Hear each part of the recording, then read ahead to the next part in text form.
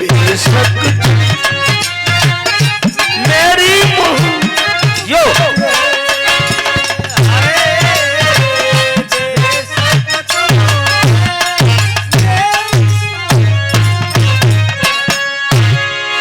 जिया शेर तोरो लीला परम्पारे बा मैं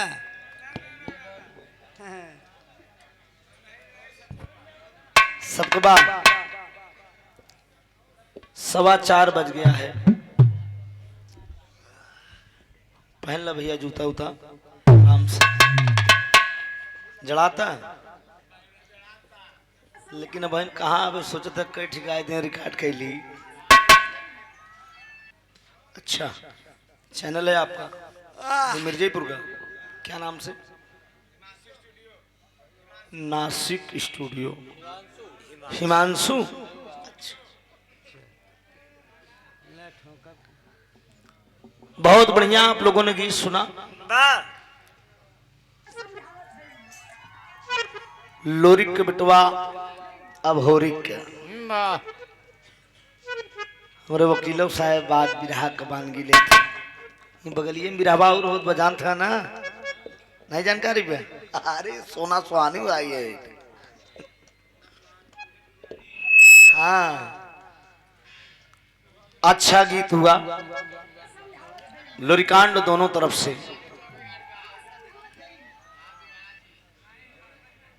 अब करे बक बक बक बक ये तो सुमित्रा नंदनी त्रिभुवनाथो तो आई है।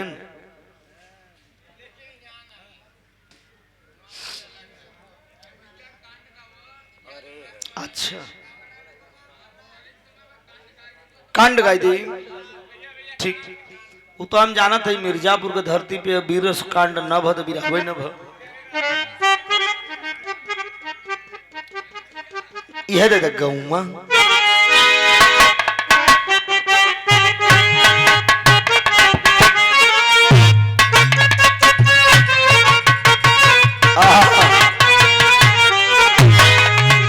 देखा ये हमारे डॉक्टर साहब बजावत है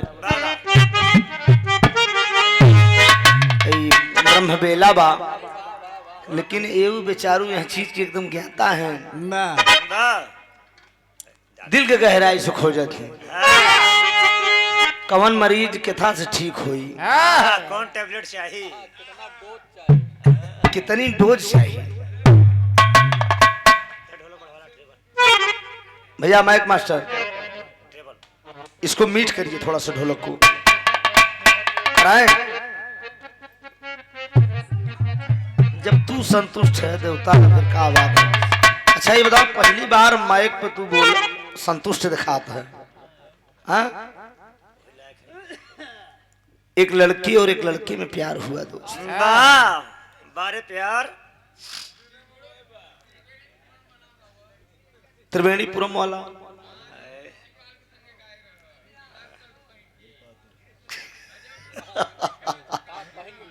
कहाँ सरवा बीमारी पाल ली ना मऊजी के। अरे वो जमाना था वो दौर था कोनो भी काल मिल जात रहे सबको साथे गाय देते रहे। जा रहे हैं सर ठीक चाहिए बाद में मिल आ रही हैं नंदनी कहीं जा नहीं रही हैं। कुछ अतिथि लोग आए हैं खाली विदा करके आ रही हैं। लगाव है भाई पारिवारिक।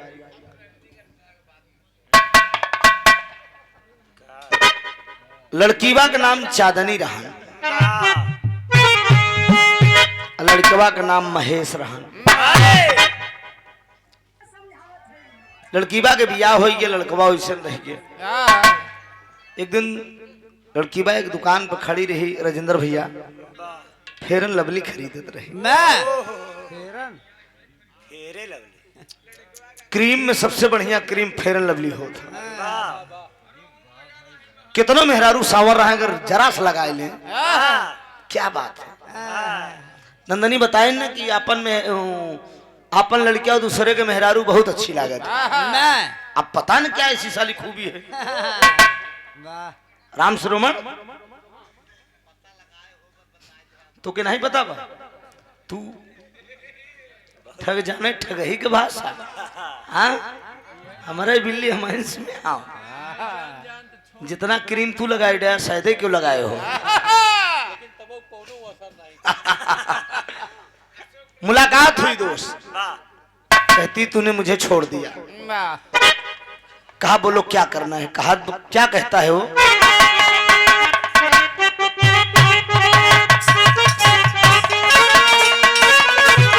अरे गौवा के पिछवरवा, अरे गौवा के पिछवरवा, हाय हाय अरे गौवा के पिछवरवा, अरे चांद जब निकले। ये देखा नौकी सुनो सुनो तू भी आ चुका है, ये ढूंढी गन्ना सब बेकार है साला, अघाई चुका है। जौन कल्लू खेसारी हरन गायन वो भी रही वो धुनता है कौन नहीं निकाल कुछ ऐसी चीज मस्का जो उनका ही विरहा की बातें हैं, समझा। जिया डॉक्टर साहब सिंघलो बजा दे देखा कहूँ कहूँ। अरे गौवा के पिछवरवा चांद जब निकले, अरे धीरे धीरे नदिया किनार चली आइया। गौवा के पिछवरवा चांद जब निकले, धीरे धीरे नदिया किनार चली आइया।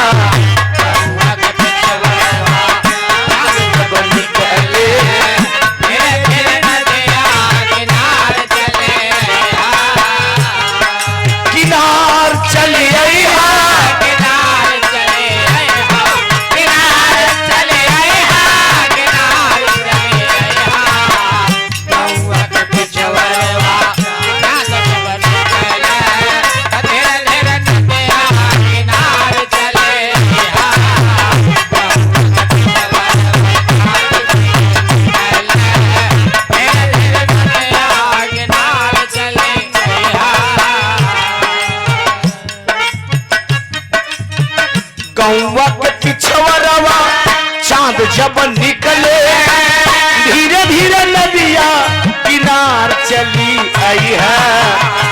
ये गोरी गौवा में पानी नदिया में पानी भरल हो गोरिया, नदिया में पानी भरल हो गोरिया। नैया पे होई के सवार चली आइया, नदिया में पानी भरल हो गोरिया, नैया पे के सवार चली आइया, नदिया में पानी भरल हो गोरिया, नैया पे के सवार चली आइया, सवार चली आइया, सवार चली बर प्रयागराज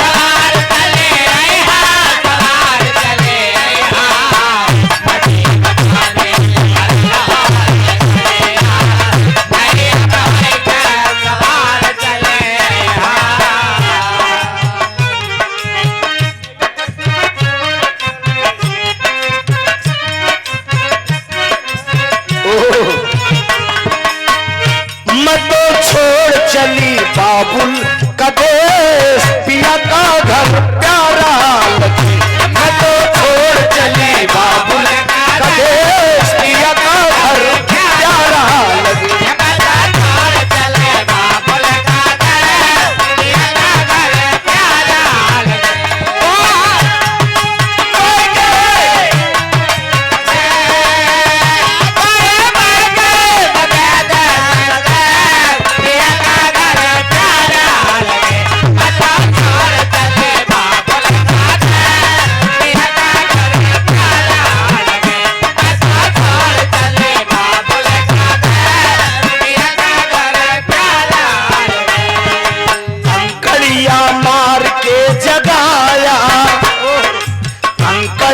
मार के जगाया, कल तू मेरे सपनों में आया।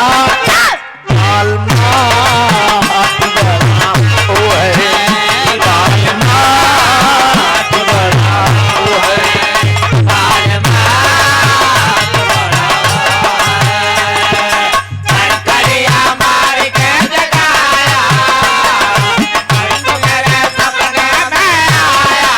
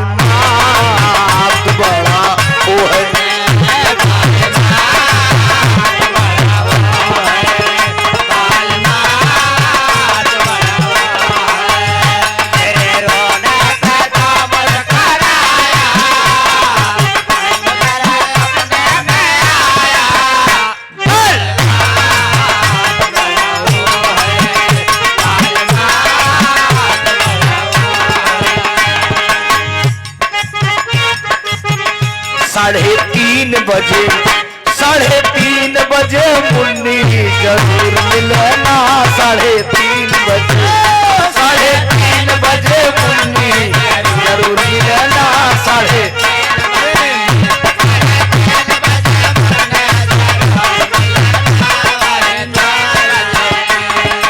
पान खाला मुन्नी खयर नहीं बा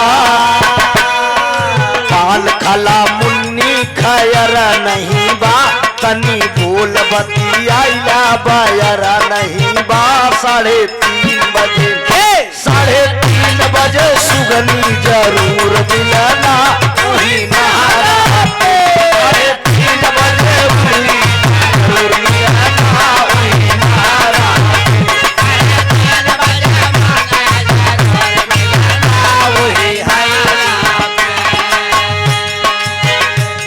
का बदला 25 लगी जा 5 के बदले चाहे 25 लगी जाए बिना रगड़े ना छोड़ब चाहे पुलिस लगी जा 3:30 बजे 3:30 बजे सुगनी जरूर मिलाना वही नहारा पे 3:30 बजे बुढ़ी जरूर मिलाना वही नहारा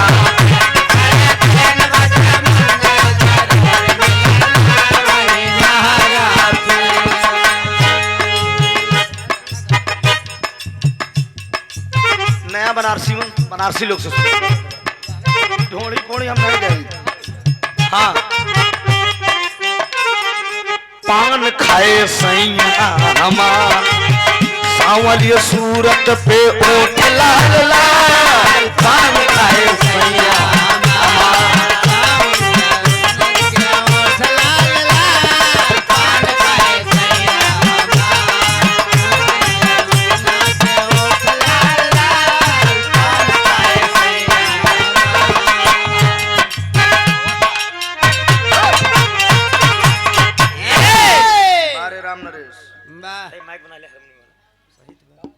नहीं बोल दो ठीक है ठीक बना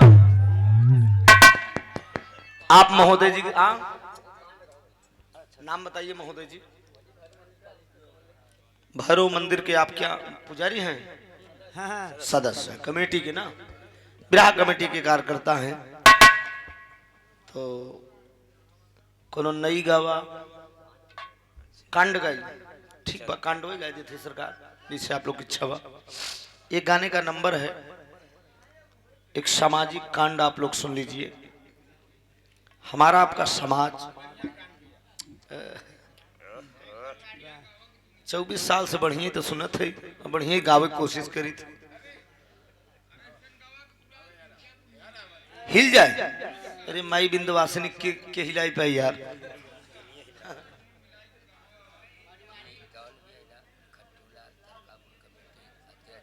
खट्टूलाल तरकापुर कमेटी अध्यक्ष।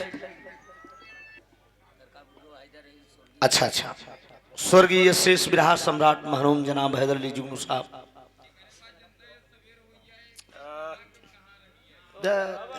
केकर मनवा राखी अकेले जियरा 20 जने अगर बोलबा तो कहानी हमका याद आएगी। वकील साहब गावई जाते ही गौबई कांडई 13 दाम टोकत रहबे वही में कि गवा गवा कांडवई गाय दे भाई है कोनो दिक्कत नहीं बे ऐसा। हाँ अच्छा आप उनके पुत्र हैं ठीक। विराह होता है कि बंद हो गया? बंद हो गया। हैदर अली जुगनू साहब गए तो विराह गया। बहुत ऐसा मंच था अभी बाबूजी का मंच था बनारस का। तिलियाबाग मरी माई के मंदिर पे मैं भी प्रोग्राम गाया हूँ। बबलू बाबरा भाई से प्रोग्राम बाबूजी कराए थे। सवेरे 10 बजे तक गाना भरान वकील साहब बबलू बाबरा जी से। हमसे बबलू बाबरा भाई एक ही प्रश्न पूछन कहन जले बिन तेल बिन बाती के दियनवा बजनवा बाजई बाजा के बिना। हमके अच्छा हमके कहा गाय के बताई कहा वैसे बताई दे। हमके जले बिन तेल बिन बाती के दियनवा चंद्रमा और सूरज में चंद्रमा उतारा में कवन तेल है कवन बाती बा प्रकाश देता है।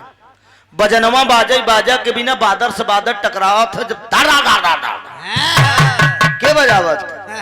हाँ अब हम दिन हमके अब हमार संभारा हमके 3 अंगुल की छोकड़ी 4 अंगुल का पेट 7 अंगुल की लाल लेकर रही सेत पल्ले। हाँ हमके अब एक समझा ई का आते 3 अंगुल की छोकड़ी 4 अंगुल का पेट 7 अंगुल की लाल लेकर रही सेत पल्ले। अंदनी मुस्कुराहट आवत यहाँ है ये समझत रहा थे। हाँ बारीकी तो ही समझू सकत बाकी हम लपेट दे थे सबके। लेकिन सम्मान करता हूँ हमारे जिला के बहन बिटिया हो हम लोगों को भी गर्व रहता है कि लेडीज कलाकार हो कितनी बढ़िया प्रस्तुति नंदनी जी करती हैं। ये मामूली बात है सादा बौदा जीवन है नंदनी का। देखो आजकल के तो लड़की देखा था 13 मेल प्रोग्राम शुरू करे गए तो 13 मेल के पहले बाहर चली कपड़ा रंग कहीं गान हमारे कमर पिराट में चलता शुरू करता हम कहीं जाना थे चला गान बटोरे तो पहचान अच्छे करा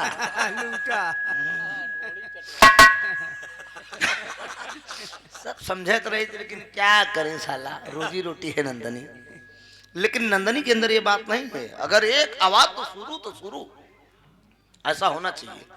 बहुत बढ़िया नेताजी गए ठीक है इतना समय कीमती दिया आपने हम कलाकारों के बीच में शुक्रगुजार हूं। दोनों तरफ से एकदम बढ़िया कटी के कटा गाना रहा गाना का भाव हटा नहीं एक के बाद एक कहा था ना ये लाइन को सुन ला वो लाइन को सुन ला जनता का मान भी रह जाए और कलाकार अपनी प्रस्तुति भी कर दे यही उत्तम काम होता है। समय का फेर है कहाँ बिरहा का भाव हो तो नहीं अधर बंदिश तीली खोस के ऊँठे पे अधर गाई दी लोग नंदनी कभो कभो गावत ही कभो ना। हाँ सुईद है कि हम गाई थी हमरे जिला के लहरी गुरु रहन यह टाइप के गवैया रहन हम सब कभो कभो गाई थी मामला जब अटकत होता ऐसा होता है। लेकिन आइए एक कांड सुना दे बड़ा पुरान कांड गुरु के अंदाज में। अरे बारे वकील साहब आप हमारे गार्जियन हैं वकील साहब यही मुझे समझाते हैं कि यार बिल्कुल ही झटकमन के चक्कर में परवाही न करा ये मिर्जापुर की धरती आप अपने उस्ताद के अंदाज में गाएंगे आपको गदूरी भी लिए रहेंगे। हम चाहते नहीं कि हमारे भैया के बढ़ा दा सीला अब पतावत है वजियो हमार तनी के बैठक बा और बंद है कि तनी कर कर गाओ तो गरम हो जाई हल्का से इसको मार दीजिए सरबस चूंकि सीढ़ा ले ले तो ना सुनियो हेलो बस ठीक है। आइए एक गुरुजी के अंदाज में कांड आप लोगों को सुनाए भूमिका दीजिए डॉक्टर साहब।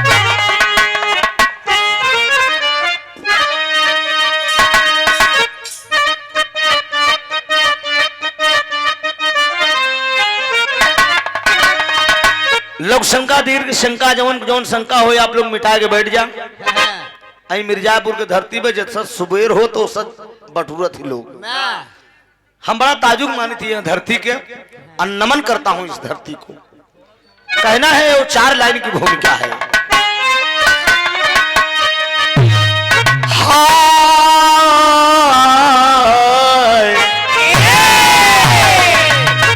हाय ये वक्त का सब चमत्कार है वकील साहब लोग बेटों की कीमत लगाने लगे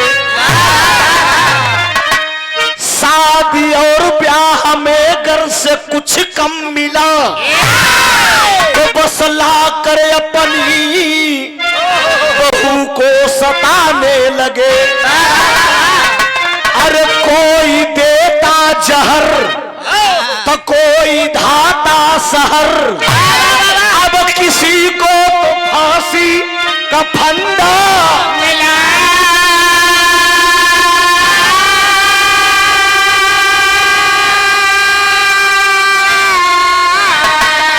अरे धन की सरिता प्रबल योग से बह चली बस लोगों को अच्छा खासा यह धंधा मिला।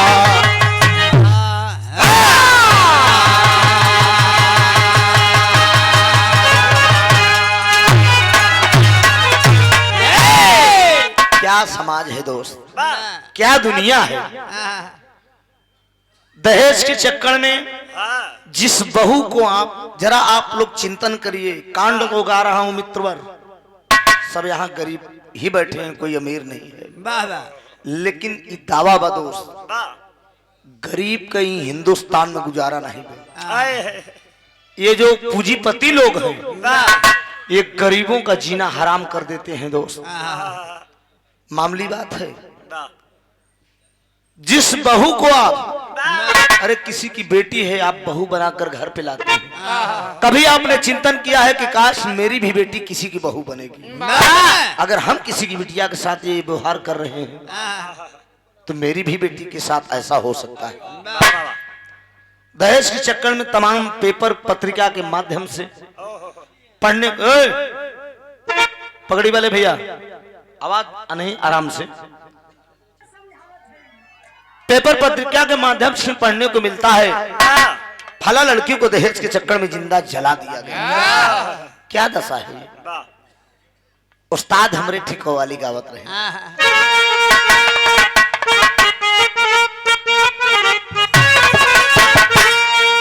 यह दर्ज कलम के धन और दौलत बदौलत खुदा से मिले, धन और दौलत बदौलत खुदा से मिले, मांगना है तो भगवान से मांगिए, धन और दौलत बदौलत खुदा से मिले, मांगना है तो भगवान से मांगिए,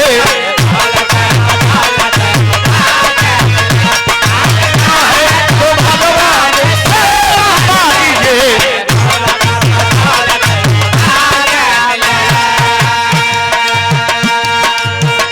धन और दौलत बदौलत खुदा से मिले, मांगना है तो भगवान से मांगिए, अरे से मांगिए, कहां से मांगिए, सबसे करता करम झोली भर देता है, सबसे करता करम झोली भर देता है, करके अनुरय पिने शान से मांगिए, करता करम झोली।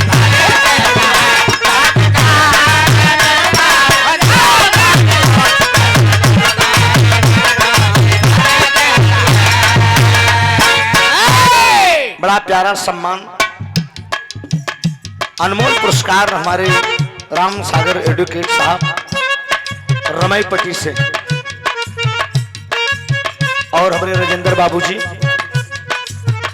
मिर्जापुर की धरती पे आपने इस छोटे मोटे कलाकारों को आपने जो सम्मान दिलाया है, मैं ता जिंदगी नहीं भूलूंगा। तोरे मंच का दुई बार का तब हमारे घर रखा बा और उस सिल्ड वो चिन्ह घर में से टंगवाई दे है, और देखी तो याद आवा था तोहार सबका पैसा कौड़ी तो साला कितना आए हुई का हुई, लेकिन जो सम्मान आप लोगों ने दिया है वो काबिले तारीफ है, मिर्जापुर की धरती पे किसी मंच पे नहीं मिला। बहुत गाए, अलग पहचान है दोस्त, पाँव लग गया आशीर्वाद।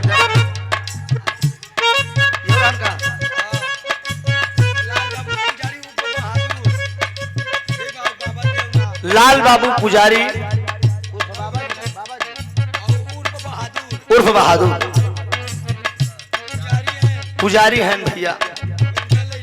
अच्छा लगा है ना लेब सरकार, अरे देते हैं तब बाबा हमारे देवनाथ जी, बहुत अनमोल पुरस्कार बा ब्रह्मबेला में, ध्यान दीजिएगा दोस्त।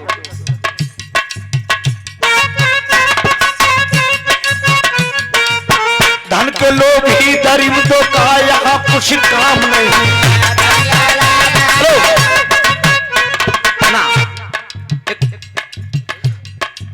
धन के लोग ही दरिंदों का यहाँ कुछ काम नहीं, आज इंसान में इंसानियत का नाम, आज इंसान में इंसानियत का नाम,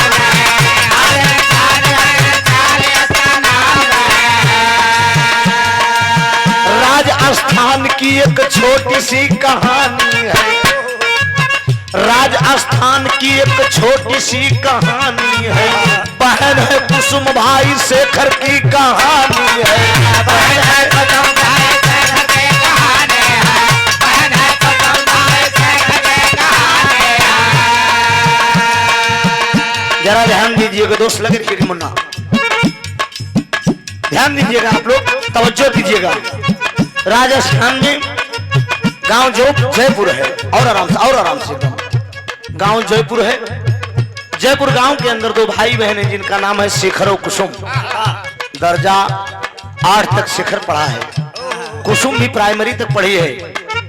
बचपन में माँ बाप गुजर गए दोस्त, दादा चाचा सब लोग हैं, लेकिन कोई इज्जत नहीं दे रहा है। धीरे धीरे कुसुम बहन सयानी हो गई, शादी की चिंता शेखर को सताने लगी दोस्त। जहां जाता है लोग दहेज की मांग करते हैं, वो गरीब लाचार होकर अपने घर लौट आता है। एक दिन अपनी बहन का रिश्ता खोजने के लिए रामपुर से जयपुर की तरफ जा रहा है। रास्ते में एक इलाके के वकील साहब, जाने माने ठेकेदार, बहुत बड़े सेठ थे, जिनका नाम था प्रभुदयाल। लंबी टोपी, लंबा कुर्ता, हाथ में सोटी लिए प्रभुदयाल रास्ते में चले आ रहे थे। बाबूजी शेखर देख के प्रणाम किया, कहा जीते रहो बेटे जीते। कहाँ जा रहे हो? कहा दादा हमार बहनिया कुसुम सयानी हुई बा, ओकर शादी के चिंता बा। कहें तुम मेरे मित्र के लड़के हो, चिंता ना करो, तेरी बहन की शादी मेरे बेटे विशाल से होगी। अभी प्रभुदयाल का काम का रहा, एकर एक दोस्त रहा जेकर नाम रहन प्रताप। ई प्रताप और प्रभुदयाल ये साले दोनों मिलके लड़कियन का फसावत ही, अब फसाए के ले जाए के बच्चा को कोठे पे बैठ डालते। सोचिए प्रभुदयाल की मुलाकात आज शेखर से हो गई। अरे वाह, आज जब शेखर से हो गई तो कहा हम बिना दहेज के बेटवा शादी के लिए तर्ज के लाइन बा।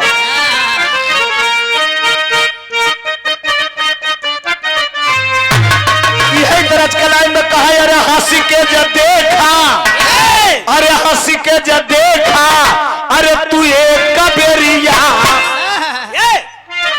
कहा हंसी के जब देखा, अरे तू एक कबेरिया, हम मारी मारी जाई तो हाकिरिया, हम मारी मारी जाई तो हाकिरिया।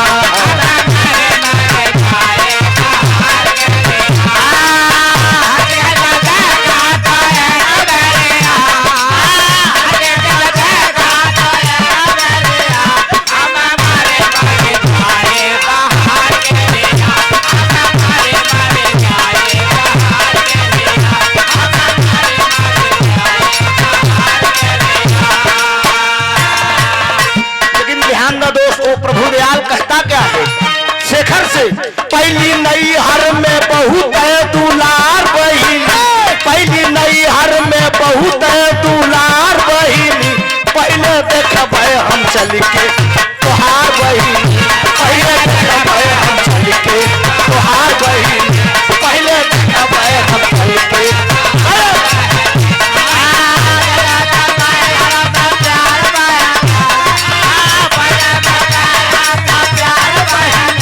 पहले देखब हम चल के तोहार बहिनी, पहले देखब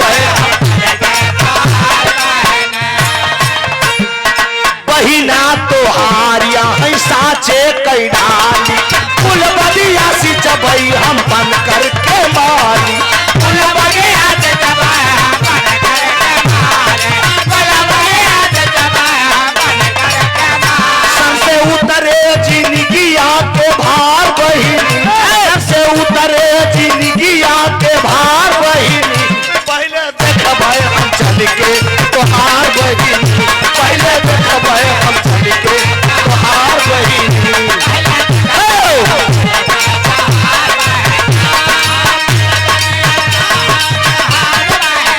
सर से उतरे जिंदगिया के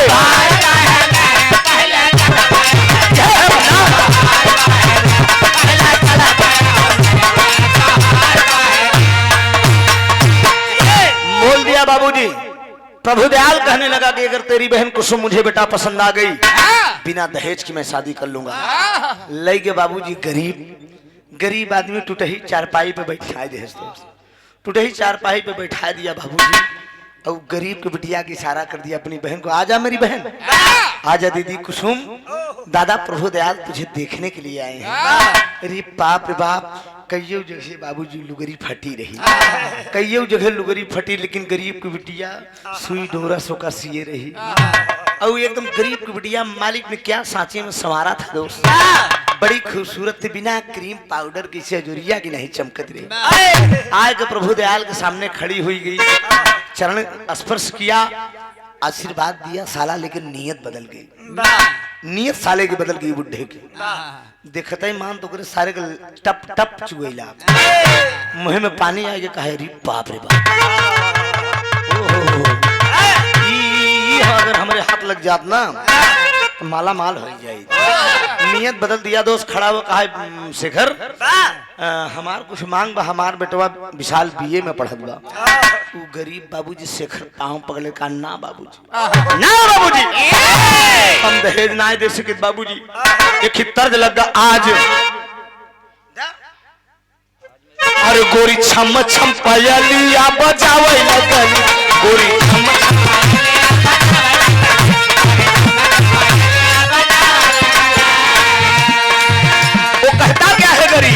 कुछ मांगा जिन मांगा नवा गरीबी तेरे बा, कुछ मांगा जिन मांगा नवा गरीबी तेरे बा।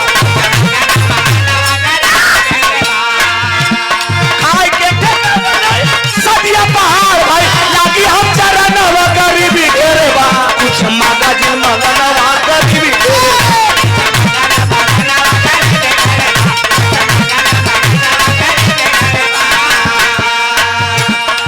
गुस्से में उठ के तबले बोला देखवार हो, गुस्से में उठ के तबले बोला देखवार हो, गाले पे शेखर के तमाचा दिया, एक चाटा खींच के जल दिया, कहा हरामखोर तेरे पास पैसा नहीं है तो बिना पैसे की शादी कैसे होगी। कहा बाबूजी, कहा अपनी बहन की आबरू बेच दे, बेच दे अपनी बहन की आबरू, इसके कदमों में नोट बिखेर दूंगा। शेखर का प्रभु दयाल, हम गरीब जरूर हैं, मार हर खोपड़ा चेंज हो गया, हरामखोर नहीं तो हम अपनी बहन की आबरू बेच दे, तब तू मेरी बहन से शादी करेगा, चला जा मेरे दरवाजे से। अरे बाप रे बाप, चला गया प्रभु दयाल, दरवाजे से चला गया बाबूजी, और चाटा पर चाटा मार के चला गया। दोनों भाई बहन बैठकर रोने लगे, दोनों भाई बहन बैठ के दरवाजे पर रोने लगे। उसके साथ का एक दोस्त था जिसका नाम था रवि, मालिक की देन देखे आज रवि कुमार पढ़ लिख कर इंस्पेक्टर हो गया है, लेकिन शेखर वक्त ने मजबूर कर दिया, वो कुछ नहीं कर पाया। दरवाजे पे आया, बुलेट से सोचा कि खबर लेता चलूं, लेकिन दोनों भाई बहन बैठकर रो रहे हैं, आपस में तो भाव है।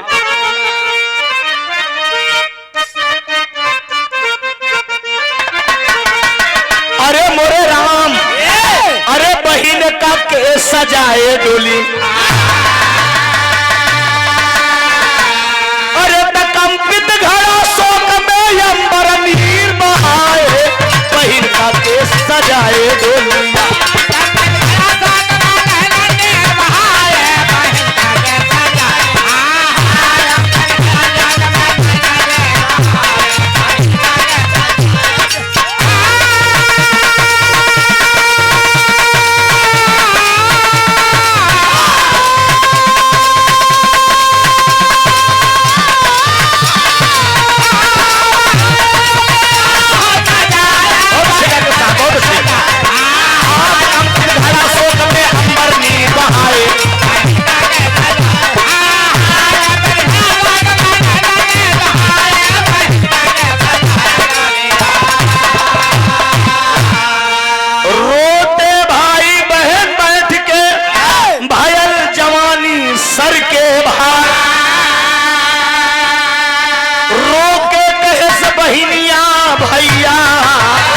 हमारे खातिर खैल्या मार रहू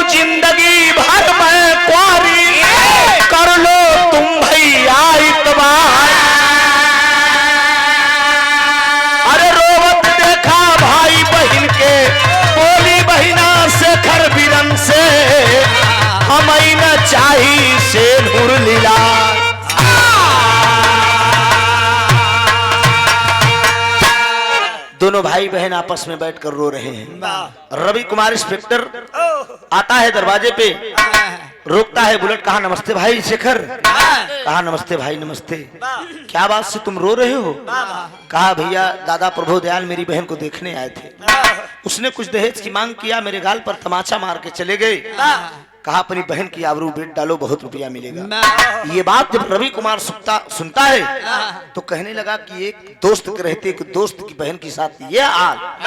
वही वो बात सुनकर बाबूजी रवि कुमार तुरंत शेखर से कहता क्या है? रवि कुमार शेखर से बाबू सारी बात बताया। अरे रवि कुमार भी की आंखों से मित्र को गले लगाया हो। अरे राम बहिन का के सजाए दुनिया। अगर इतराज में हो तो, अरे अगर इतराज में हो तो कुसुम रे मन आए, बहिन का के सजाए दुनिया।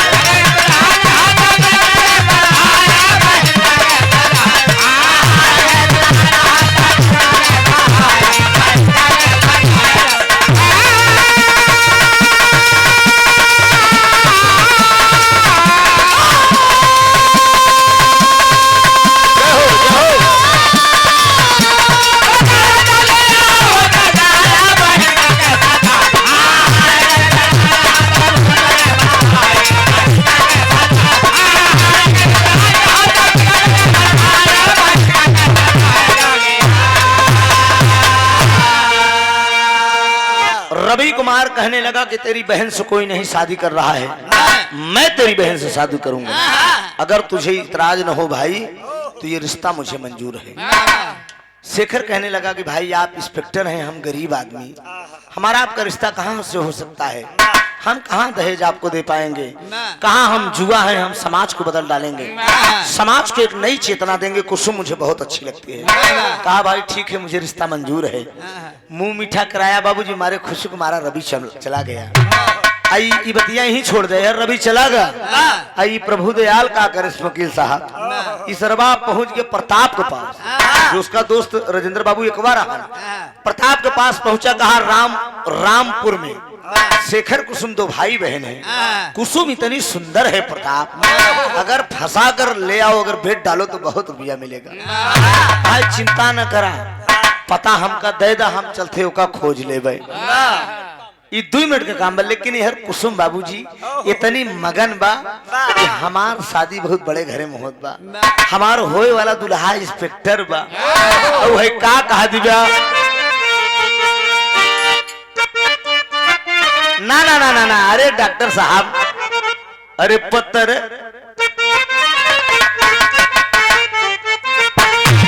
गुरु जी को ओरिजिनल आता ही।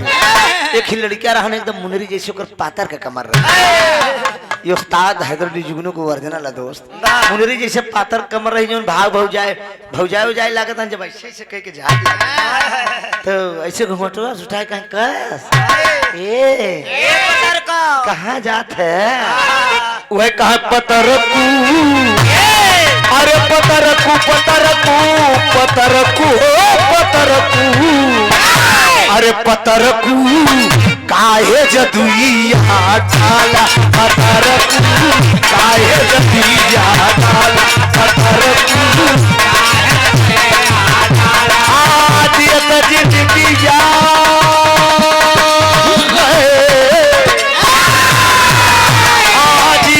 जिंदगी तू हमनी के मारा पत्थर काहे जदुइया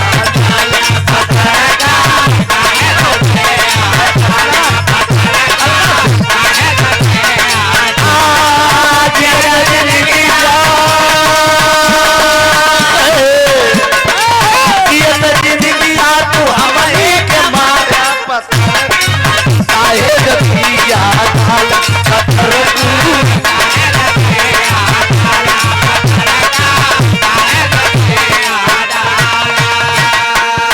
लेकिन कुसुम का करत बाबूजी, बहिनिया बहिनिया नच नच सबके, बहिनिया नच नच सबके बताओ, बहिनिया मनवा तय बने हो सपना सजावे, मनवा तय बने हो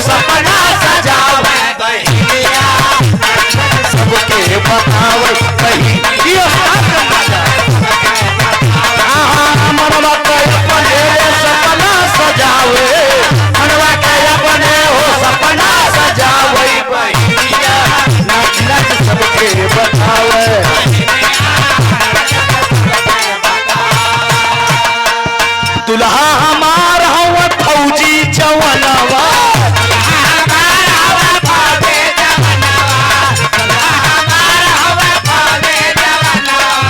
सजना का हमारे लागे न जादू टोनवा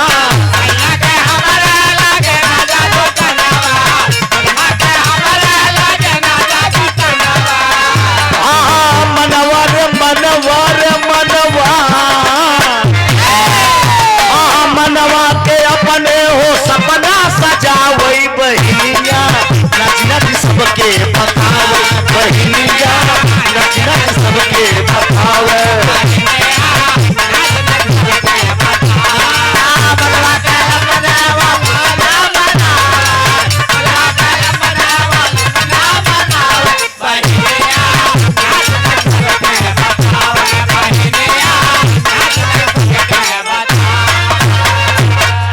कुसुम इतनी खुश है बाबूजी, अपनी सहेलियों से बता रही कि ये दीदी हमार दुल्हा होए वाला इंस्पेक्टर बा। सहेलियों के साथ के सहेली बाबूजी सहेलियां बोली बोल रही कि है तो खरे घर में कटी कौड़ी नहीं अइया चलिन भुजाने एकरे भाई के खाए के ठिकान ना बेका दुल्हा इंस्पेक्टर बाटे जेकर दिन गिर जात है भाई साहेब ओका केहू ना हो तोहार बनी रही तो तोहरे आगे पीछे टहरी लो। दुनिया पूछी अगर बिगड़ जाई वक्त बिगड़ गया अगर समय बिगड़ गया तो कोई आपको पूछने वाला नहीं है, चाहे समाज के लोग हो चाहे भाई बंधु कुटुंब परिवार नात रिश्तेदार हो। आज शेखर का वक्त बिगड़ा है माँ बाप के गुजरने से गरीबी के नाते बाबूजी अभी बतिया ही छोड़ दे। एहर शेखर एक दिन अपनी बहन कुसुम से कहता है कि दीदी आज हम शहर में मजदूरी करे जाओ मजदूरी करे जाओ तोहार शादी 2 महीना में कुछ पैसा इकट्ठा कर ली शादी धूमधाम से तोहार कर और चल दिया।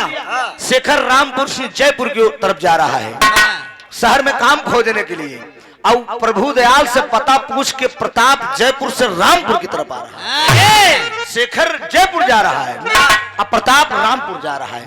दोनों की रास्ते में मुलाकात हुई। प्रताप को देखकर शेखर कहता है प्रताप भैया नमस्ते। प्रताप भैया नमस्ते। नमस्ते। इतने में कहा नमस्ते। कहा तुम शेखर हो? कहा हाँ हाँ हाँ हाँ बाबूजी हम शेखर हैं। कहा तेरी बहन है कुसुम? ने कहा हाँ हाँ हाँ बाबूजी। उसकी शादी वादी करना चाहे तो कहा हाँ बाबूजी आप बड़े लोग अगर मदद करें तो हम मेरी बहन की शादी हो जाए। कहा सुनो एक बात शेखर कहता है तर्ज बड़ा डॉक्टर साहब।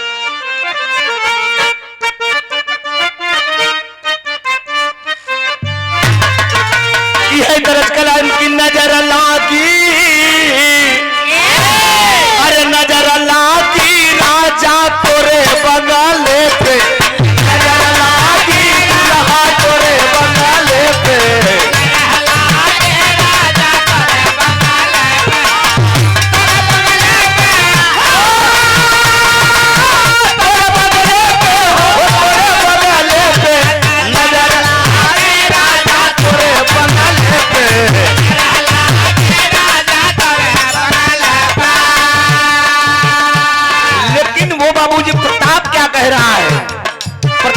शेखर कहता है सहरिया सहरिया में कौनो नौकरिया दिलाए दा सहरिया में कौनो नौकरिया दिलाए दा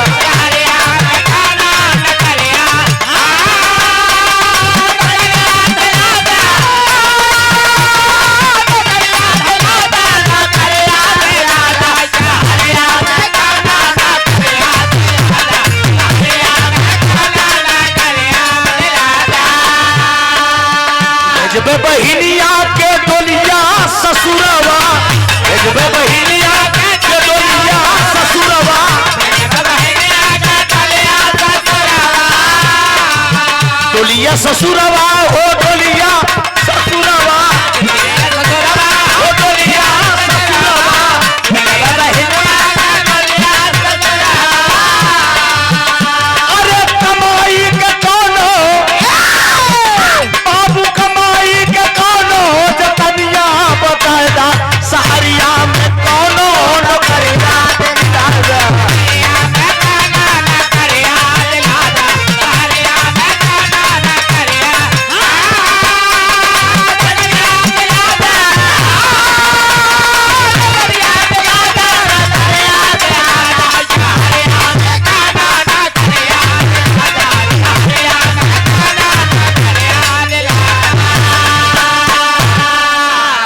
शेखर कहने लगा प्रताप से कि बाबूजी मैं नौकरी खोजने के लिए आया हूं इस शहर में।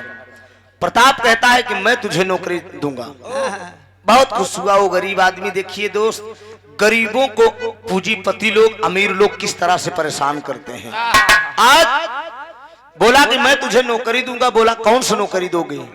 कहा तुझे 50 रुपया रोज मिलेगा। कहा काम क्या है बाबू? कहा मेरे बंगले का सफाई कर दो, आने वाले झाड़ू पोछा लगा दो, आने वाले मेहमानों को प्यार से जलपान कराओ, उनका स्वागत व्यवहार करो। वो गरीब बहुत प्रसन्न हुआ।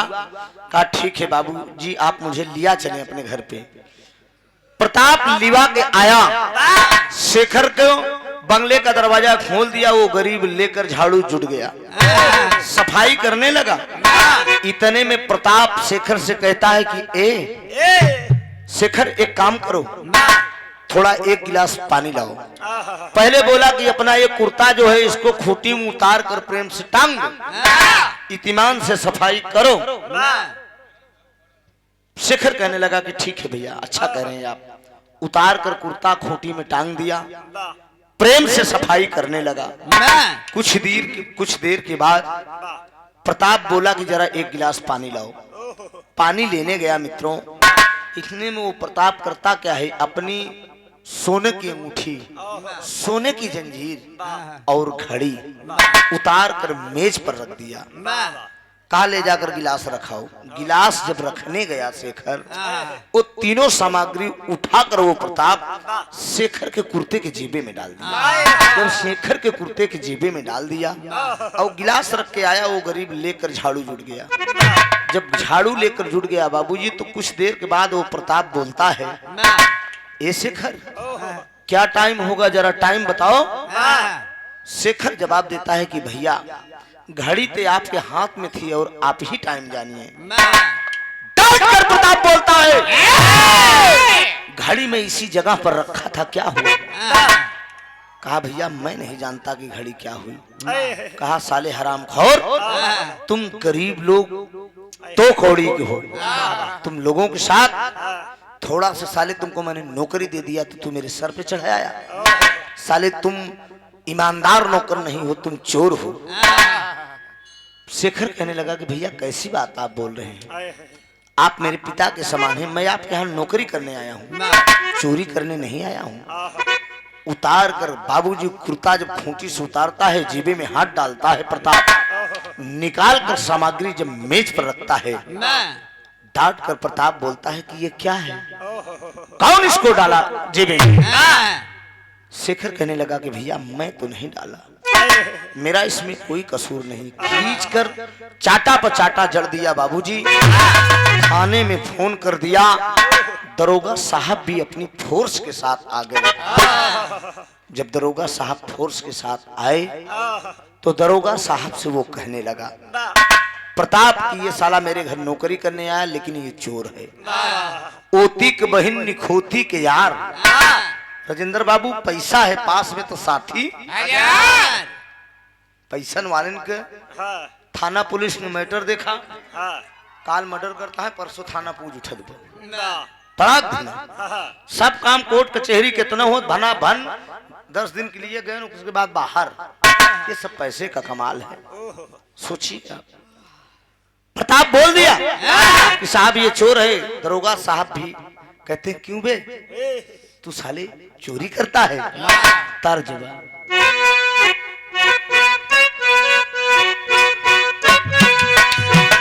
बहादुर, इमली का बूटा केली का पेड़, इमली खट्टी मीठे।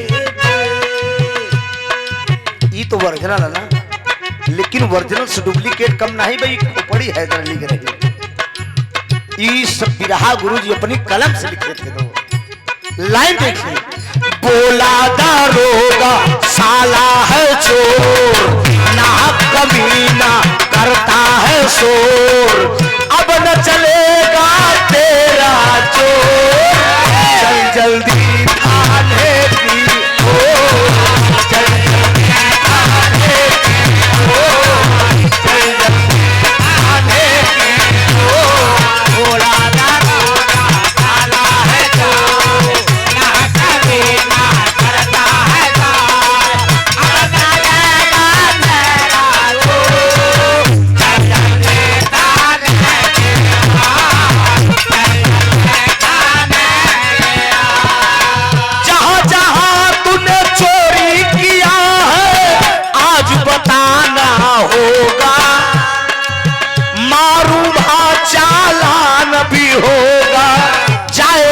देला बड़े धोखा, भोला दरोगा साला है चोर, ग्राहक कमीना करता है शोर, अब न चलेगा तेरा जोर, चल जल्दी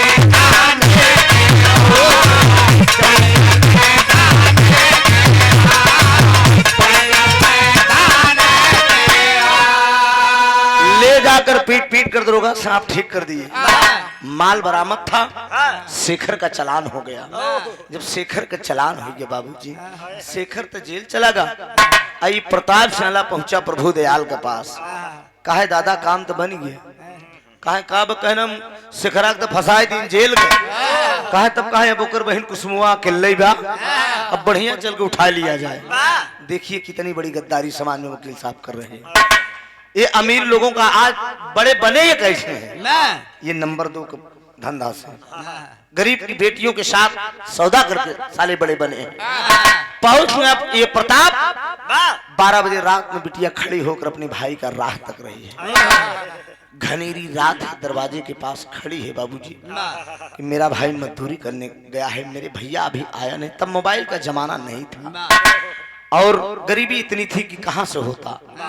दरवाजे के पास खड़ी है, लेकिन वो 12 बजे रात में दरवाजे पे पहुंच गया साला, ऐसे दरवाजा खटखटा दिया। जब दरवाजा खटखटा दिया तो गरीब को बिटिया ही समझत कि हमार भैया आए हैं, मेरा भाई मजदूरी करके आ गया। लोटा में लेकर पानी वो बहन बाबूजी जब दरवाजा खोलती, तो दरवाजा खोलती तो हरामखोर प्रताप सामने खड़ा है।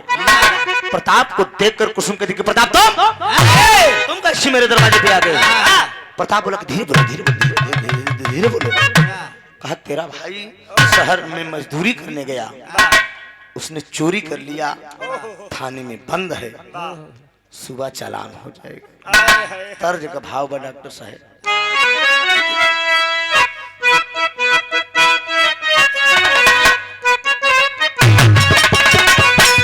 अरे वकील साहब स्वर्ग से सुंदर लागे, अरे स्वर्ग से सुंदर लागे, अरे जनकपुर नगरिया, आइले बिया राम सीता के।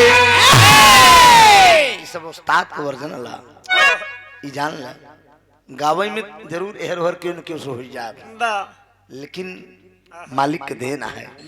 अरे ननदी भौजैया दुई नौ, अरे ननदी भौजैया दुई नौ, एक ऐसा बहुलिया, नहन कपिया पर देसिया हो ननदी भौजैया दुई नौ, एक ऐसा बहुलिया, नहन कपिया पर देसिया हो ननदी भौजैया दुई नौ, एक ऐसा बहुलिया, नहन कपिया पर देसिया। आई के पापी बोलई, आई के पापी बोलई, शेखर के दुबरिया, आई के पापी बोलई, शेखर के दुबरिया, ओला के वाला बहिनी हो, आई के पापी बोलई, शेखर के दुबरिया, ओला के वाला बहिनी हो।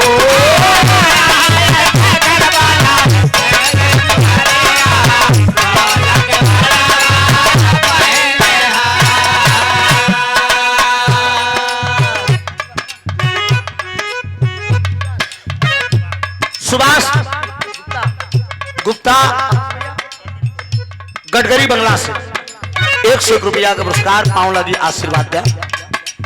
इस भाव को सिमटते हुए आप राम सागर एडवोकेट साहब रमईपट्टी मिर्जापुर, हमारे राजेंद्र प्रसाद यादव जी, ये दोनों जोड़ी एकदम दोस्त राम और लक्ष्मण जी। जहां नहीं वही हाल बकर राम न चले हनुमान के बिना, हाँ दुनिया चले न श्री राम के बिना, राम न चले हनुमान के बिना। युगल जोड़ी बहुत बहुत काम हो आशीर्वाद की परीक्षा।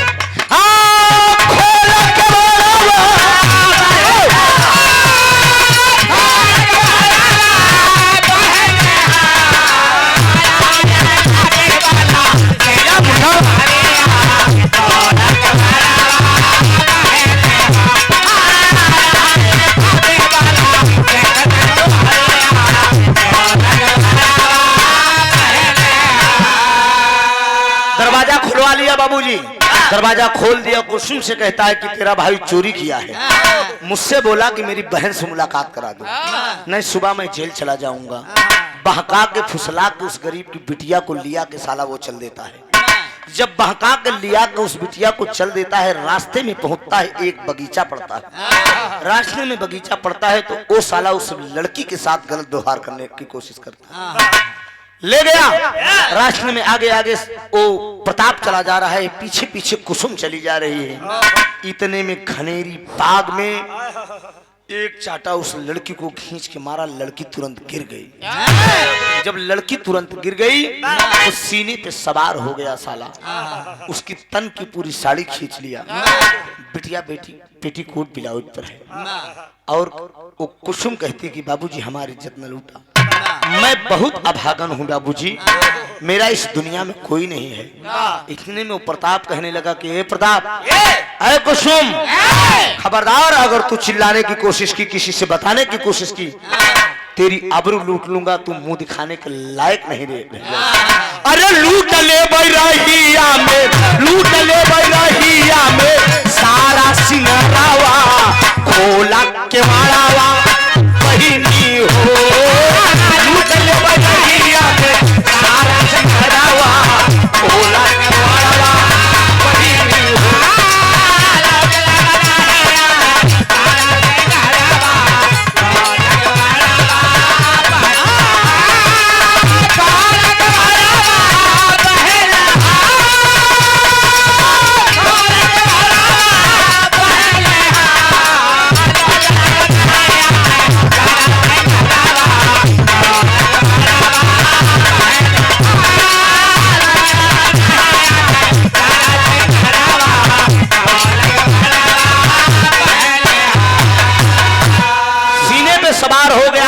और उस बिटिया की इज्जत की लूटने की कोशिश कर रहा है।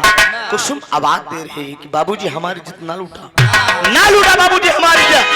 लेकिन सीने पे सवार है बाबूजी, एकदम इज्जत आबरू लूटने की कोशिश कर रहा है। लड़की उस घनेरी बाग में आवाज दे रही है, बचाओ, लेकिन कोई उस लड़की के गुहार सुनने वाला नहीं है। एक बगीचा में एक नौजवान घूम रहा था, उसी गांव का वो चौकीदार था। और बचाओ बचाओ की जब आवाज सुनता है वो, तो सोच बैठा कि घनेरी रात में इस बगिया में ये बचाओ बचाओ की आवाज कैसी आ रही है। पास में जब पहुंचा लेकर लाठी बाबूजी, तो देखा तो सीने पे सवार है, कुसुम के सीने पे सवार है प्रताप, इज्जत लूटने के लिए। इतने में वो नौजवान पहुंचता है, कौन हो तुम? प्रताप पूछता है कि तुम कौन हो? कहा है मेरा नाम सलीम है। कितना बढ़िया काम करता, तर्ज लग गया। अरे कजरा मोहब्बत वाला, तो ना, अरे कजरा मोहब्बत वाला अखियों में ऐसे डाला, कजरा मोहब्बत वाला अखियों में ऐसे डाला, कजरे ने ले ली मेरी जान, हाय रे मैं तेरी कुर्बान। लेकिन वो नौजवान क्या कहता है, कहा सुन दे, प्रताप से कह रहा है वकील साहब ढाल कर, वो उसी गांव का वो चौकीदार था, नाम था सलीम। कहा सुन मेरी बात, अरे सिर ने गजब कर डाला, पट्टा पूरे वाला सिर ने गजब कर डाला, भोला बहादुर सीना ले तेरी जान, पट्टा पूरे वाला सिर ने गजब कर डाला, भोला बहादुर सीना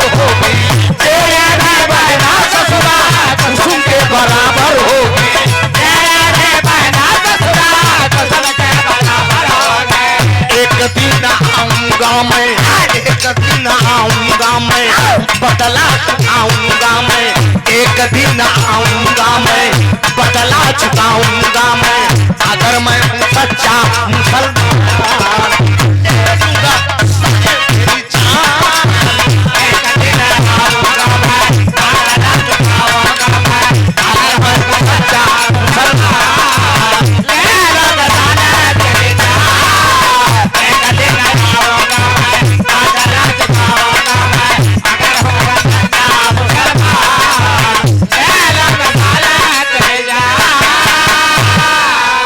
का खबरदार साले, क्या तेरे घर में बहन बेटियां नहीं है साले?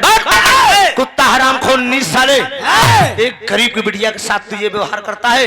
प्रताप खड़ा हुआ बाबूजी, प्रताप साला भाग गया। इतने में कुसुम खड़ी हुई, रोने लगी। कुसुम जब रोने लगी तो सलीम पूछता है, ये ना इसको बढ़ा दो तो भैया हल्का सा। कुसुम रोने लगी, जब रोने लगी तो वो पूछता है, कहाँ तुम्हारा घर है? कहा मेरा घर रामपुर में है। कहा रामपुर घर है, तुम शेखर की बहन हो? कहा हाँ भैया मैं शेखर की बहन हूँ। कहा इन पगली इन हरामखोरों को चक्कर में तू कहाँ पड़ गई? कहा भैया ये बताए कि तेरा भाई जेल जाने वाला है, थाने में बंद है। अरे कहीं इन सालों का यही धंधा है, मेरी बहन ये सालों का यही धंधा है। आओ चलो मैं तुझको तेरे घर तक छोड़ देता हूँ। कितना बढ़िया लड़की, पेटीकोट ब्लाउज पर बन गई भैया, पेटीकोट ब्लाउज बिटिया है। के कहत कि मुसलमान के अंदर इंसानियत ना आई हो। बाबूजी इंसानियत हर इंसान के अंदर होती है। तो जात का मुसलमान इतना बढ़िया काम किया, उतार के अपन कुर्ता कुसुम के दई देस बाबूजी। कुसुम बिटिया पहन ले मेरी बहन, तू अपनी आबरू ढांक ले। आगे कहा चलो मैं तेरे घर तक तुझे छोड़ देता हूँ।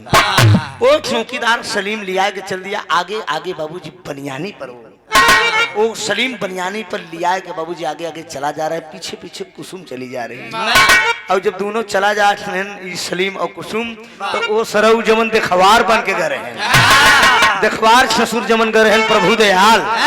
और जब दोनों को देखे तो कहने रे वाह रे जमाना वाह, बहन अपने भाई को छोड़ के मुसलमान के साथ चली जाती है। सलीम दहाड़ देता है, प्रभु दयाल साले हम हाथ टोपी जला दे ससुर, मेरी बात साले, कहा जो भी होगा बात सब सरासर होगी।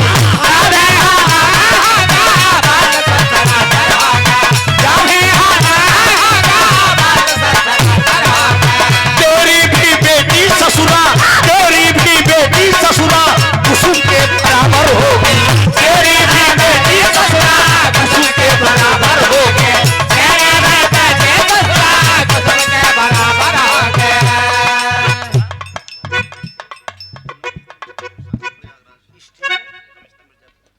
बाबूराम भारती जी, आप स्टोनो कमिश्नर मिर्जापुर के धरती से। सासू अरे हमारे पड़ोसी हैं एकदम आप। अच्छा हाँ यार हमारे साथ पढ़े तो हैं जी। ये गुड गुड गुड। आज अब तो स्टोनो हो गया, हम तो गवैया हो गए। हाँ मालिक ने दिन देखा, भगवान कर कमात खाना खूब बढ़िया, पहाड़ तो चमकी हुई। 100 रुपया का पुरस्कार बा, बहुत बहुत प्रणाम बा, आशीर्वाद। हमार खाजनी कितना क्लास फेलो बड़े बड़े अधिकारी हो चुके हैं।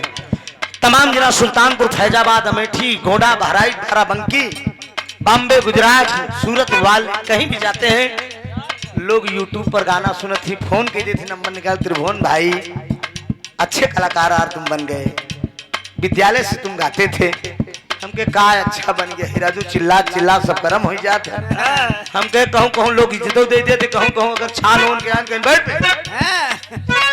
यह झेले का पता लगी। कोई बात नहीं है दोस्त, प्यार आशीर्वाद मिले।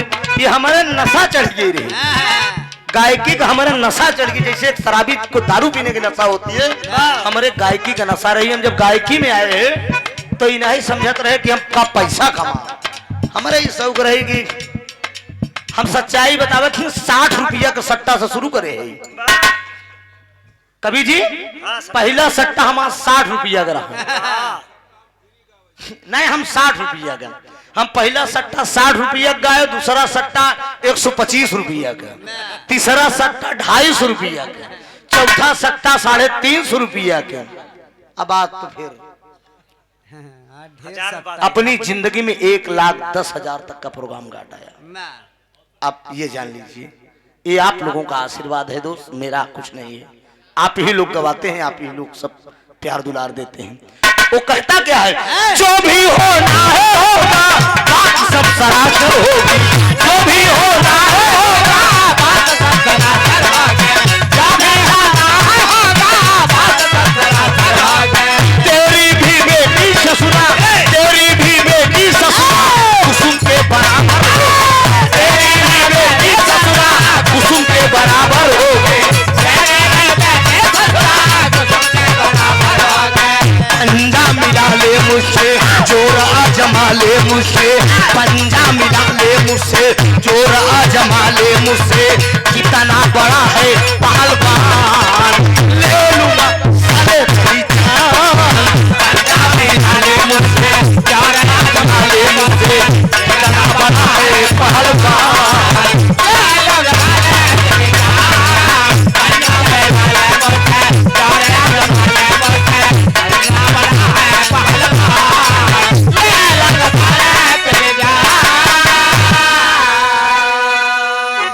बाबूजी।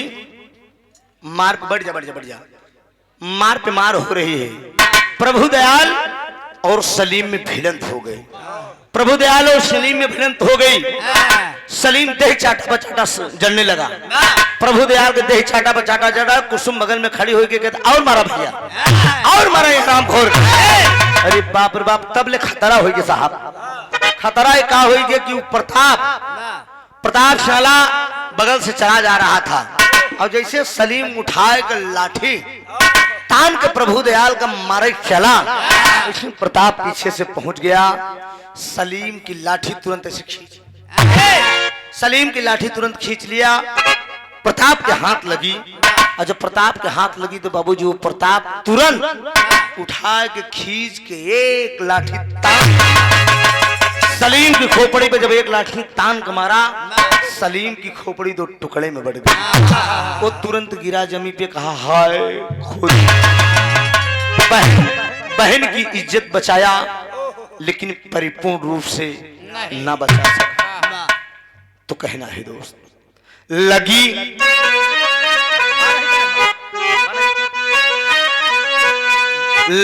एक लाठी खोपड़ी पर, सलीम होई गवार रवाना। अरे आज बहिनिया रोवई बैठ के, अरे डॉक्टर साहब अब कवन मोर ठिकाना हो।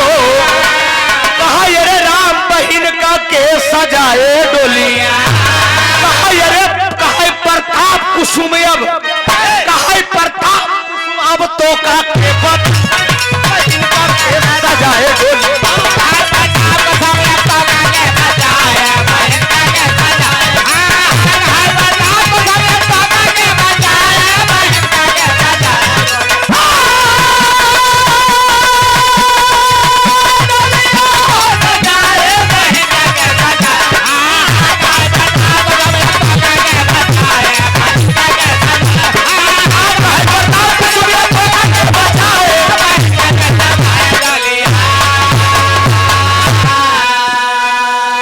शिवानी फाइनेंस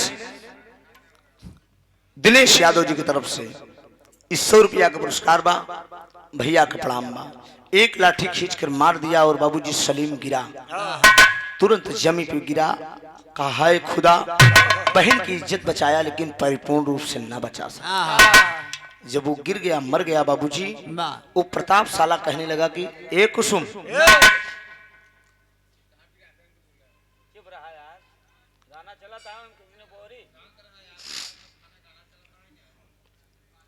अब ना तरीफ कहा यार। हाँ सोचिए दोस्त, का कहाँ पता है कि गवैया कितनी मेहनत से गावत है। सोचिए आप, प्रताप कहने लगा कि बताओ तुझे अब कौन बचाने वाला है, अब किसको तो बुलाएगी। कुसुम समझ गई दोस्त कि अब दुनिया के मालिक के सिवा मुझे कोई नहीं बचा सकता। दुनिया के मालिक के सिवा मुझे कोई नहीं बचा सकता।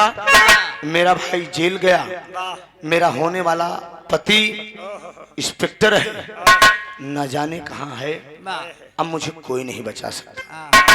कहना है दोस्त, वो क्या सोच रही है।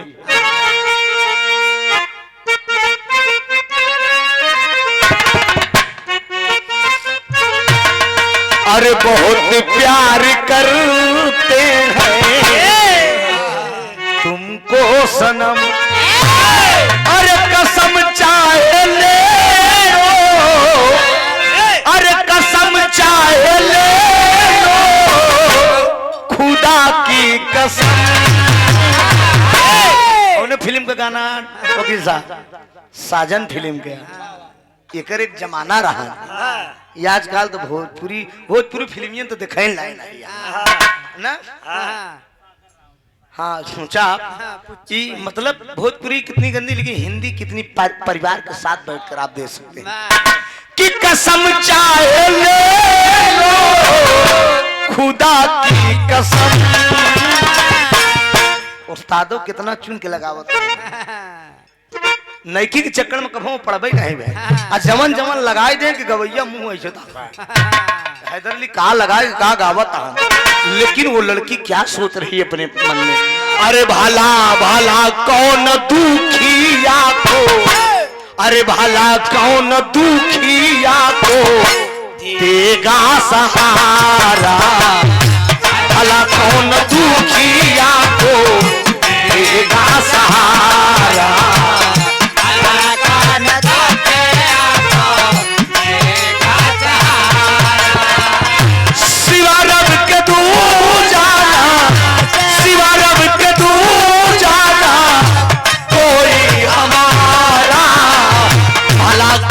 दुखिया को देगा सहारा, भला कौन दुखिया को देगा सहारा, भला कौन दुखिया को देगा सहारा।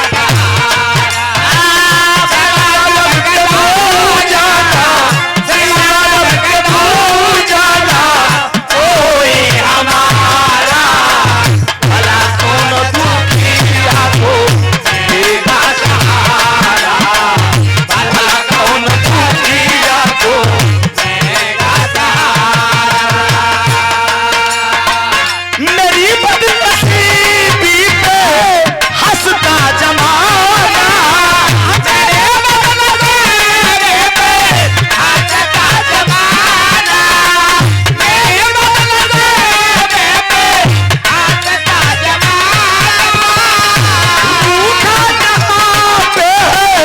मेरा या बताना, रोजा जहाँ पे मेरा या बताना, रोजा जहाँ पे मेरा या बताना।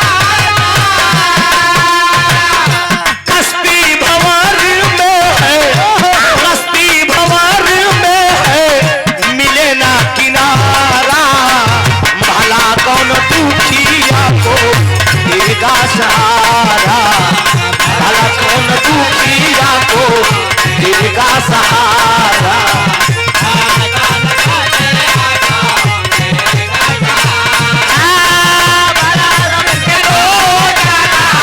कस्ती भंवर में है, कस्ती भंवर में मिले ना किनारा, भला कौन दुखिया को देगा सहारा,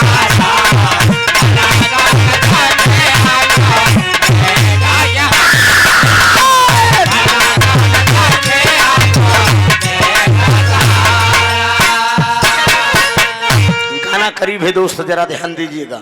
वो लड़की समझ गई कि दुनिया के मालिक के सिवा मुझे अब कोई नहीं बचा सकता। मेरा भाई जेल गया, मेरा होने वाला पति न जाने कहाँ है, इंस्पेक्टर है लेकिन न जाने कहाँ है। अब मुझे दुनिया के मालिक के सिवा कोई नहीं बचा सकता। वो साले करते क्या है, अमरनाथ, बाकेलाल, प्रभु दयाल, प्रताप, बड़े बड़े सेठ मिलकर ये सालों ने इज्जत तो लूटना ही चाहा साहब, लेकिन मालिक ने इज्जत बचा दिया। लेकिन ले जाकर अमरनाथ, बाकेलाल, प्रभुदयाल, प्रताप शहनाज बानो को कोठी पे 50,000 रुपए में उस लड़की को बेच डाले। 50,000 रुपए में बेच के और पैसा लेकर चल दिए। जब पैसा लेकर चल दिए तो आज शहनाज बानो का वो पांव पकड़ती है।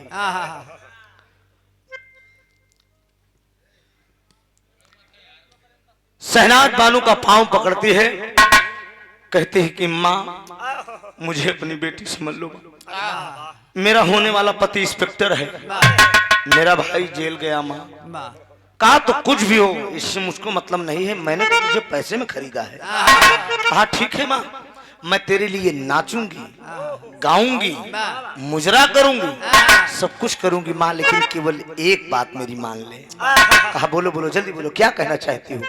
कहा सब कुछ मैं करूंगी माँ, लेकिन एक बात मेरी मान लो माँ। कहा बोलो।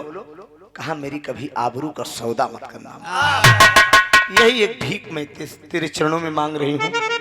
शहनाज कहती है ये मेरा दावा रहा, जब तक तू मेरी जान पर नहीं बंधाएगी तेरी इज्जत का सौदा कतई नहीं होगा। कहा मैं तेरे लिए नाचूंगी, गाऊंगी, मुजरा करूंगी, सब कुछ करूंगी, लेकिन मेरी आबरू का सौदा मत करना। आज लगी वो बिटिया मुजरा करे बाबू। अवगावती की सुमोरे राम,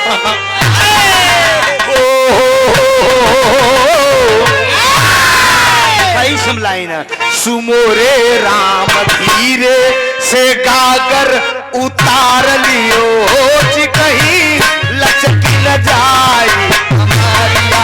सुमोरे राम धीरे से गागर उतार लियो, कहीं लचकी न जाए हमारिया।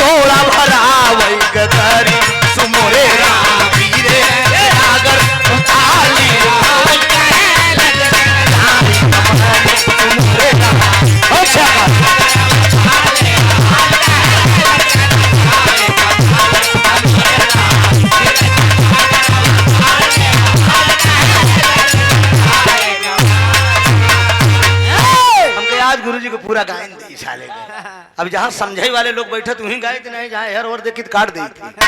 का नहीं वो कीमत जयाना तो ऊपर सामने गाय दी थी। दोस्त वो लड़की मुजरा करने लगी, शहनाज बानू को कोठे में मुजरा करने लगी। चर्चा का विषय बन गया कि शहनाज बानू को कोठे पे की कुसुम नाम की लड़की आई है, वो मुजरा करती है लेकिन इज्जत का सौदा नहीं करते, हम बिस्तर नहीं होती है। ये खबर धीरे धीरे अमरनाथ बाकीलाल प्रभुदयाल प्रताप को लगे पहुंचे। बड़े बड़े सेठ जोन बेचे रहे दारू पी के साले एकदम मस्त। शहनाज बानू को कोठे पहुंच गए।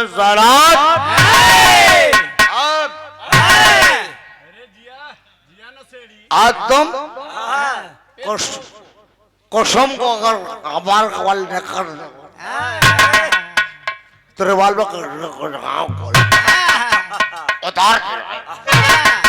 लड़की दूर से सुन रही है, लड़की खड़ी होकर दूर से सुन रही है कि अगर आज मेरी आबरू नहीं बिकी, आज मेरी इज्जत नहीं बची थी, एक वैश्या होकर माँ का दर्जा दिया है तो ये जान से मार दी जाएगी।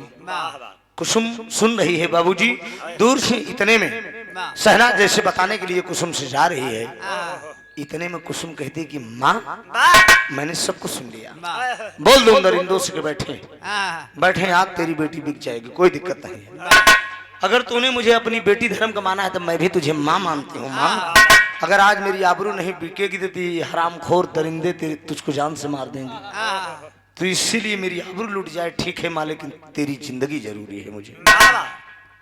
लगी बिटिया आप बोल दो मैं सच के आ रहे अभी बतिया यही छोड़। हर शेखर तो जेल चला गोकर भाई, लेकिन जो होने वाला उसका पति था रवि कुमार इंस्पेक्टर, वो दरा जगह जगह खोज रहा है कि कुसुम न जाने कहाँ चली गई। मालिक का देन देखे वकील साहब, जहां पर वो बिक के आई है उसी मोहल्ले में उसी थाने में उसकी पोस्टिंग भी हुई। ये ऊपर वाले का खेल देखे। रवि कुमार की पोस्टिंग वही हुई है, बड़े दरोगा आरएक सक्सेना साहब। वो कहते हैं कि बेटा रवि, बाड़खिला गली जयपुर में आज तुम्हारी ड्यूटी रहेगी। अगल बगल कुछ गलियां हैं, वहां लड़कियों का धंधा बहुत होता है, थोड़ा गुजरना बेटा तो निगाह मार देना। कहा ठीक है सर। जहां पर बिक आए जौने मोहल्ला में जौने गली में वहीं रवि कुमार की ड्यूटी लग गई। ये बात ध्यान दे, ड्यूटी लग गई, वो ड्यूटी पे तैनात है जवान। आए हरू कुसुम कर क्या रही है बाबूजी, सज रही है, एक सिंगार कर रही, कोई सिंगार बाकी नहीं है। अब बढ़िया सज गई बाबूजी। इतने में शहनाज आवाज दे रही कि क्या कर रही हो कुसुम, जल्दी आओ सेठ लोग बैठे हैं। कहती कि आ गई माँ, बस आ गई माँ, कोई दिक्कत नहीं है, आ रही हूँ। चली आवत रही बिटिया। क्या यार डिस्टर्ब करते हो तुम, बढ़ो इसको। क्या यार बीच बीच में माहौल बिगाड़ देते हो। नहीं बात करो ना, डिस्टर्ब होता है, यहाँ तक आता है। बात मत करो भैया, हाथ जोड़ते ही तो से खाली 10-15 मिनट और शांत रहो, बाद खूब बतलाया तो दिक्कत हमका नहीं बा। करो हमारे घर खेत थोड़ी जोते यहाँ बोल दिए। आज सज रही है। अब अभी सच के जब महफिल में चला था तो एक बात जान लो वकील साहब राजेंद्र भैया, वैश्या के कोठे पर कोनो रामकृष्ण मूर्ति तो रही नहीं। जयपुर में एक माचिस चलत था जौने का नाम कन्हैया, उपे भगवान कन्हैया का फोटो बनी रही। रसवा में वही बाबू जी से कुसुम चली जात रही, वो खोखा पड़ा रहा, खुक्का पड़ा रहा। माचिस को वही उठाए के मूर्ति भगवान कन्हैया का बनी रही, उठाए के लगी चूमे। कहा हे दुनिया का मालिक, बड़े बड़े भक्तों के आपने लाज बचाया है प्रभु, क्या एक गरीब की बिटिया आज तेरे रहते हुए मेरी इज्जत लुट जाएगी। तर्ज बा डॉक्टर साहब, ना ना तू जब जब मुझको पुकारे।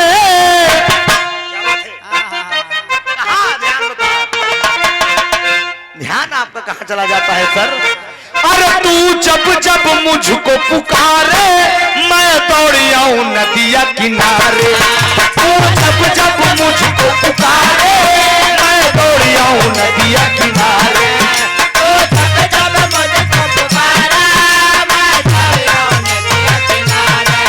हर पल तेरा रास्ता निहारे, दिल लगे नहीं तेरे बिन यारे।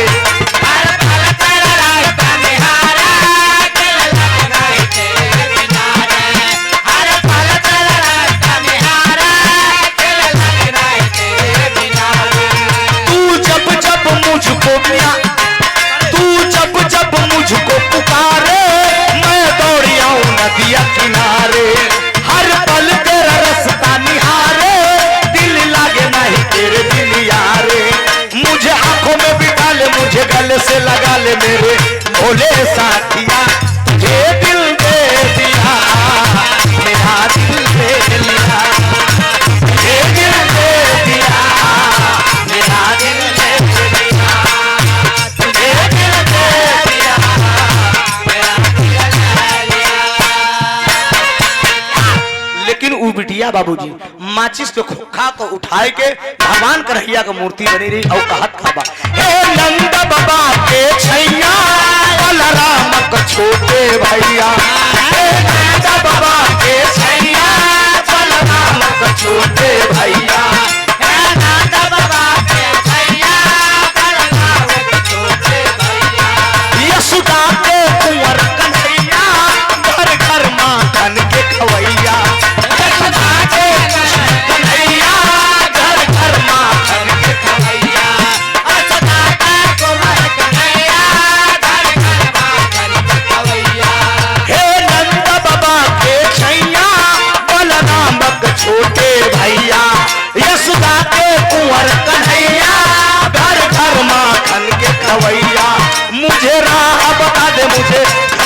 तेरे करू पावरे सलोने सावरे ओ मेरे सावरे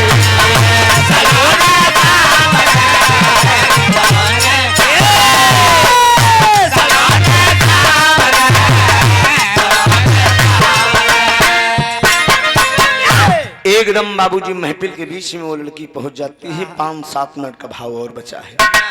एहर महफिल के बीच में पहुंची। अमरनाथ बाकेलाल, प्रभु दयाल, प्रताप सब लोग बैठे हैं। बड़े आराम से वो लड़की मुजरा करने लगती है। मुजरा करके जब उन हराम खोरों को मस्त करती है तो होता क्या है, कहानी का भाव क्या निकल रहा है। मुजरा कैसे करत है, कहा छोड़ी गई हो बेदर्दी, छोड़ गयो बेदर्दी हम का लैना गया, हम का लैना गया, छोड़ गयो बेदर्दी हम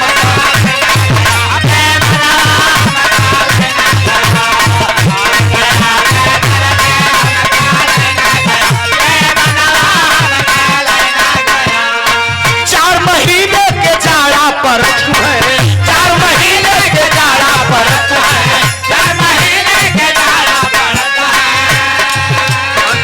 थर का पेला बदनवा, थर का पेला बदनवा हम का लैना गया, प्रेम जऊ हम का लैना गया,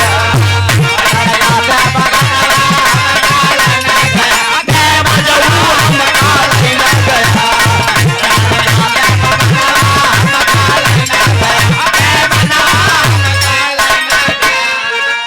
जैसे प्रताप उठता है उस लड़की की कलाई पकड़ने के लिए, प्रताप उठा उस लड़की की कलाई पकड़ने के लिए, इतने में जो उसका होने वाला पति था इंस्पेक्टर अपनी फोर्स के साथ आ गया। कहा खबरदार, अगर भागने की कोशिश की तो रिवॉल्वर से मार दूंगा।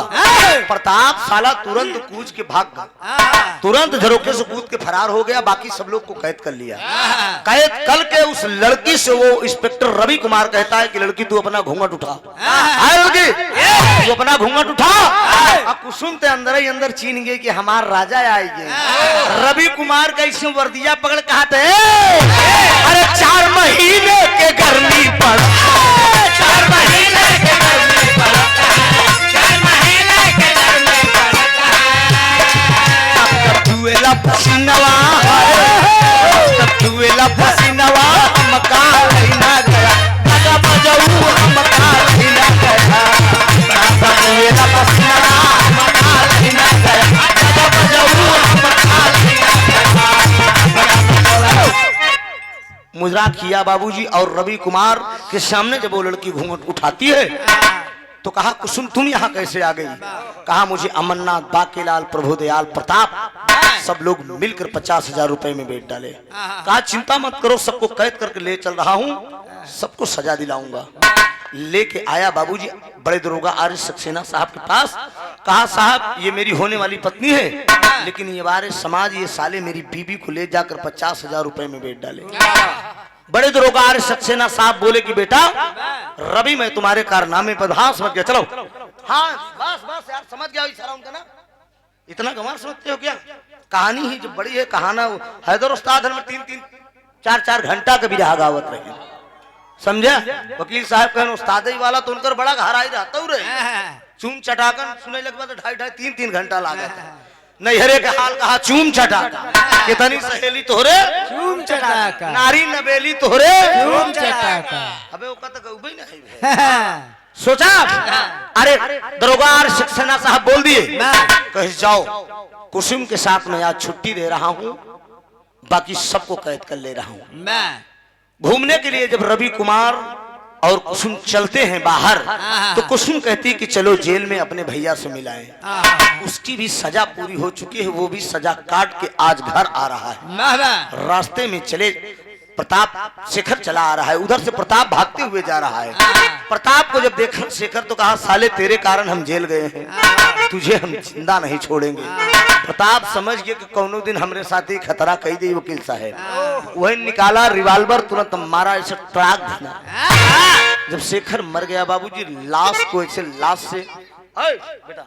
लाश को बगल में करके आगे बढ़ गया। रवि और कुसुम चले जा रहे हैं। कुसुम की अचानक निगाह पड़ गई। कहा स्वामी ये लाश कैसी है? लाश के पास जब दोनों प्राणी पहुंचते हैं तो शेखर की लाश थी। जब शेखर की लाश थी बाबूजी, वो बहन अपने भाई के लाश पे छाती पीट के रोने लगी और आखिरी भाव है, क्या कहती है?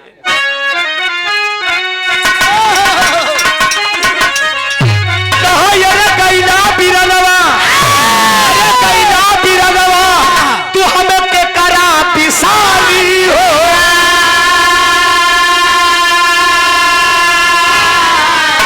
अरे कैला बिरनवा, तू हमें के करा पिसाली हो। अरे कुसुम बहिनिया के डोलिया सवारी हो। कुसुम बहिनिया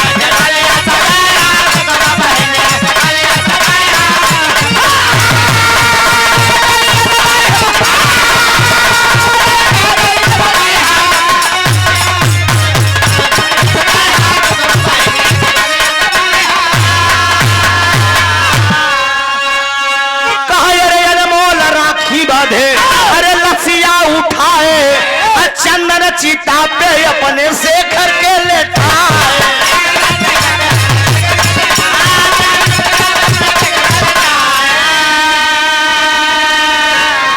अरे रोमत की सुहागन चली गई, अरे अपने ससुरारी हो।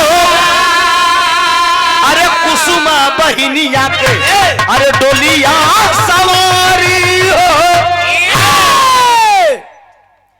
अपने बहन को, अपने भाई को चंदन चिता की लकड़ी मंगवाती है और चिता लगवाती है।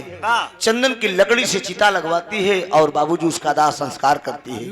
दाह संस्कार करने के बाद एक मंदिर में जाके रवि और कुसुम दोनों शादी करते हैं। शादी करने के बाद जिंदगी खुशी खुशी राजस्थान के अंदर वो लोग बिताने लगते हैं। आज भी रवि और कुसुम हैं। ये मेरे गाने का भाव था।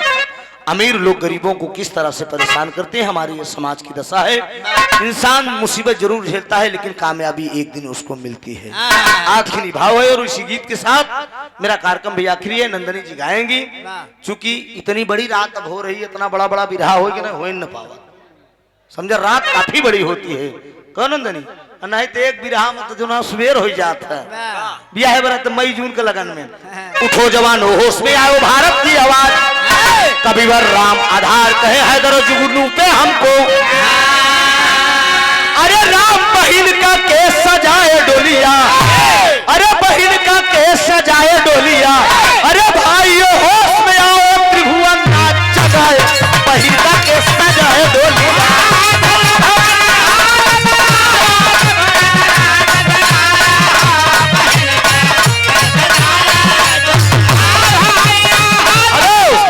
राजा हो तो है कैसे मनाई, दुल्हा हो तो है कैसे मनाई, सैया हो तो है कैसे मनाई। रतिया में हमारे लगैया उन्हाई, दुल्हा हो तो है कैसे मनाई, रजऊ हो तो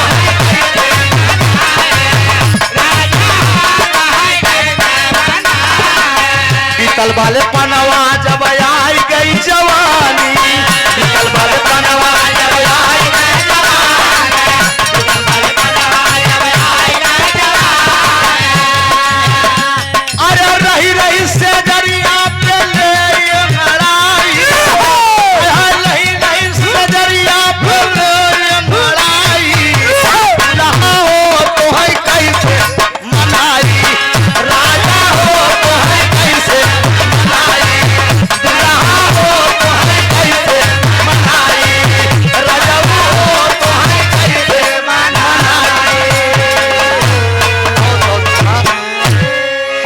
हमारी तरफ से अगर